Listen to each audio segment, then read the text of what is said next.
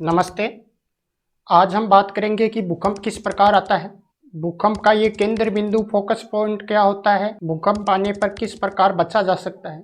इन सभी बिंदुओं पर हम चर्चा करेंगे। तो चलिए बिना किसी देरी के शुरू करते हैं। मैं हूं सतीश कुमार रणवा और आप देख रहे हैं भ्राता रिसर्च सेंटर। तो देखिए, भूकंप को समझने से पहले अपने को पृथ्वी की संरचना के बारे में समझना होगा। जो अपनी पृथ्वी होती है वो बाहर से धरातल जो होता है वो बाहर होता है। देखिए, अंदर की तरफ पृथ्वी के अंदर बहुत सारी लेयर्स बनी होती है, परतें बनी होती है, जिनके बारे में आप पढ़ा होगा कि क्रस्ट होती है, मेटल होती है, आउटर लेयर, इनर लेयर, ऐसे बहुत सारी लेयर्स से मिलकर अपनी ये पृथ्वी बनी होती है। और इसके जो बीच का भाग होता है वो सबसे गर्म भाग होता है, और इस गर्म भाग के अंदर क्या होता है, लावा पाया जाता है।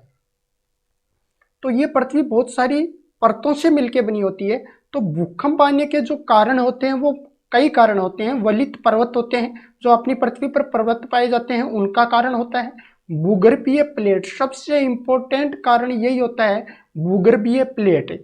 उसके बाद में एक कारण और हो सकता है मानव जनित कारण।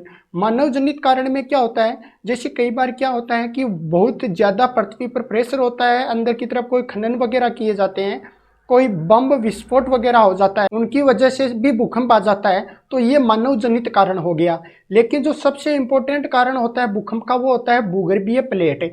पृथ्वी की जो बाहरी सतह होती है उसके अंदर की तरफ भी क्या होती है, ऐसे प्लेटें बनी होती है। ये प्लेटें जो होती है ये भूकंप का मुख्य कारण होता है। इन प्लेटों में दो काम होते हैं, एक होता है अभिसरण, एक होता है अवसरण। अभिसरण का मतलब होता है पास पास आना, कि मान लो एक प्लेट यहाँ पर है और एक प्लेट यहाँ पर है, ये दोनों प्लेटें पास में आ जाएगी। तो ये जब दोनों प्लेटें पास पास में आएगी तो इसको हम बोलेंगे अभिसरण, यानी इस कंडीशन में ये दो प्लेटें पास में आएगी तो ये होगा अभिसरण। और अवसरण में क्या होगी कि दो प्लेटें चिपकी हुई है वो वहां से ऐसे दूर जाएगी, तो वो हो जाता है अवसरण।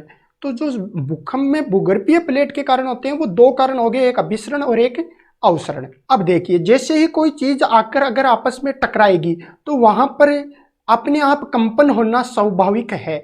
तो इसके कारण कंपन होगा, पृथ्वी हिलेगी और भूकंप आएगा।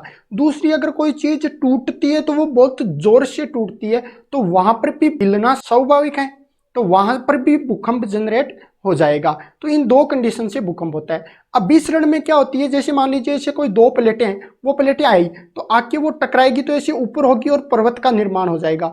अवसरण में दो प्लेटें ऐसे दूर होगी तो वहां पर एक दरार पड़ेगी, और उस दरार की वजह से जो मैंने आपको बताया था कि पृथ्वी के अंदर की तरफ जो ये लावा होता है वो लावा दरार से बाहर निकलेगा, जिसके कारण क्या होगी, ज्वालामुखी उत्पन्न हो जाएगी। तो अभिसरण से ही पर्वत और समुद्र का निर्माण होता है। अब हम अपने टॉपिक पर आते हैं, भूकंप पर।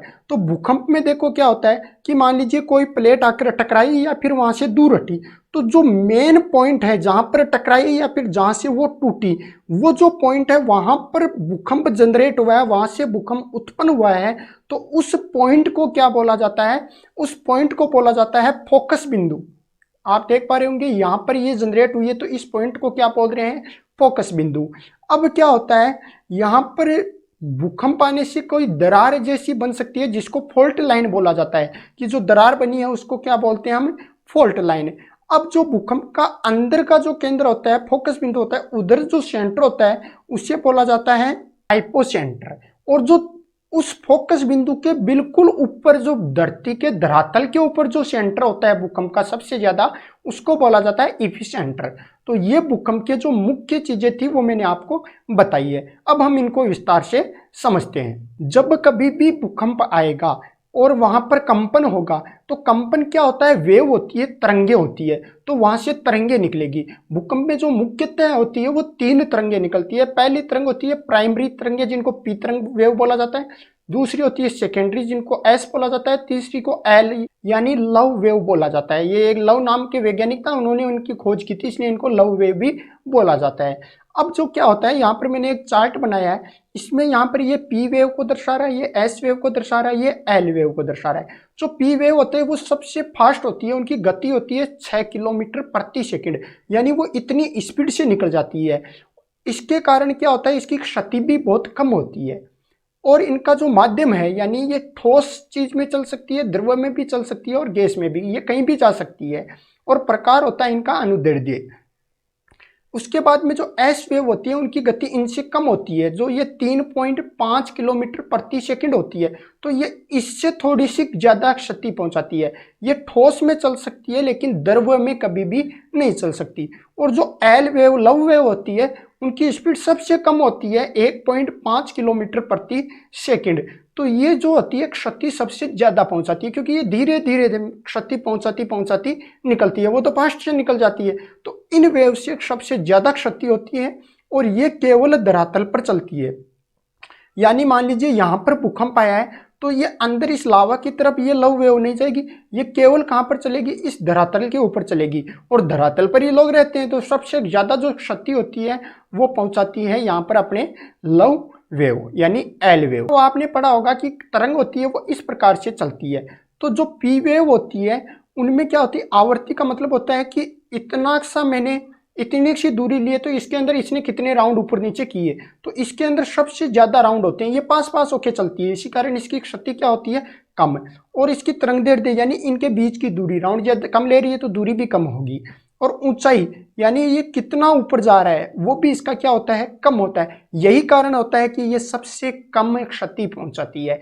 और इसके विपरीत जो एस वेव होती है वो इससे थोड़ी सी ज़्यादा आवर्ती में, ज़्यादा संख्या में ज़्यादा होती है, इनके बीच की दूरी भी थोड़ी ज़्यादा होती है और ऊपर नीचे भी ये थोड़ी ज़्यादा होती है। और जो लव वेव एल वेव होती है इसके अंदर बीच की संख्या सबसे कम होती है, ये धीरे धीरे ऊपर नीचे जाती है, लेकिन इनकी दूरी, इनके बीच की दूरी क्या होती है, ज़्यादा, जिसके कारण ये ज़्यादा क्षति पहुंचाती है। और उसके अलावा इनकी ऊंचाई भी बहुत ज़्यादा होती है। यही कारण है कि लव वेव एल वेव सबसे ज़्यादा क्षति पहुंचाती है। तो उम्मीद करता हूँ इस चीज़ को आप समझ पाए होंगे। तो हमने देख लिया कि भूकंप का कारण क्या होता है कि कोई प्लेट टकराएगी या फिर कोई प्लेट दूर जाएगी तो वहां जो कंपन होगा उसमें से 3 तरंगे निकलेगी, पी, एस और एल। उन तरंगों के कारण ही क्या होती है, क्षति होती है। अब देखिए वो शाखा जिसके अंदर भूकंप का अध्ययन किया जाता है उसको सिस्मोलॉजी बोला जाता है। और वो मशीन, मीटर, जिसके द्वारा भूकंप को नापा जाता है उसको सिस्मोमीटर बोला जाता है। ये सिस्मोग्राफ होता है जो भूकंप को नापता है। और इसके अंदर जो हमें आउटपुट मिलता है, एक ग्राफ के ऊपर जो आउटपुट मिलता है इसको सिस्मोग्राफ या सिस्मोग्राम भी बोला जाता है। भूकंप को नापने के बहुत सारे पैमाने होते हैं, लेकिन सबसे सफल जो इसमें पैमाना है वो है रिक्टर स्केल। रिक्टर नामक एक वैज्ञानिक थे, उन्होंने इसको बनाया था। रिक्टर स्केल में क्या होता है कि जो अपनी फ्रीक्वेंसी होती है वो 1 से लेकर 9 तक दर्शाई जाती है। यानी अगर कहीं पर एक फ्रीक्वेंसी का भूकंप आ रहा है तो वहां पर कोई क्षति नहीं होगी, 2 का आ रहा है तो उससे थोड़ी ज्यादा होगी, 3 का आ रहा है तो उससे थोड़ी ज्यादा होगी। इस प्रकार जितना ज्यादा भूकंप होगा उसको वहां पर कहां तक दर्शाया जाता है, 9 तक। लेकिन बहुत ज्यादा तीव्रता का अगर भूकंप आता है तो उसको 10 तक दर्शाया जाता है। तो ये रिएक्टर स्केल होती है। अब इसके बीच में अपने को गैप ऐसे लग रहा होगा कि एक भूकंप 6 का आया है एक जगह रिएक्टर में और एक जगह 7 का आया है तो 1 का ही गैप होगा, लेकिन इनके बीच में लगभग 10 गुना शक्तिशाली भूकंप होता है एक रिएक्टर में स्केल में बढ़ने का मतलब होता है। और ये कई सैकड़ों किलोमीटर तक भूकंप की जो फोकस पॉइंट होता है, जो एपिसेंटर होता है, वहां से दूरी तक यह भूकंप फैल सकता है। इंडिया के अंदर कहाँ कहाँ कैसे भूकंप आते हैं उनको दर्शाया गया है। जो भूकंप के जोन है इंडिया के अंदर वो दर्शाए गए हैं। ये जोन क्या होते हैं, 1 से लेके 5 तक होते हैं कि कहाँ पर कितना भयंकर भूकंप आ सकता है। अब 1 नंबर का जो जोन होता है उसमें कोई क्षति, कोई भी प्रकार की क्षति नहीं होती है, इसलिए उसको यहाँ पर दर्शाया नहीं जाता, हटा दिया गया है। तो इनको जोन 2 से लेके 5 तक शो किया जाता है, लेकिन वास्तव में ये होते हैं 1 से लेके 5 तक। आप चाहो तो इसका स्क्रीन शॉट लेके देख सकते हो कि कौन से राज्य में कहाँ पर कौन सा जोन है। जहाँ पर ये रेड जैसा कलर है वो वहाँ पर जोन 5 है, फिर ये कलर जहाँ पर होगा वहाँ जोन 4 है, ये है वहाँ पर जोन 3 है और ये है वहाँ पर जोन 2 है। जोन 2 में भी क्षति बहुत कम होती है, लेकिन फर्स्ट में तो बिल्कुल होती नहीं, इसलिए उसको काउंट ही नहीं किया जाता है। उम्मीद करता हूँ बहुत ही आसान भाषा में आप इस चीज़ को समझ पाए होंगे।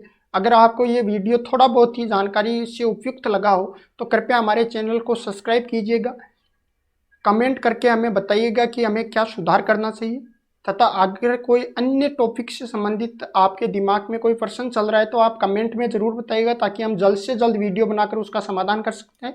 जल्दी मिलते हैं एक नए वीडियो में, तब तक के लिए बने रहिए। जय हिंद, जय भारत।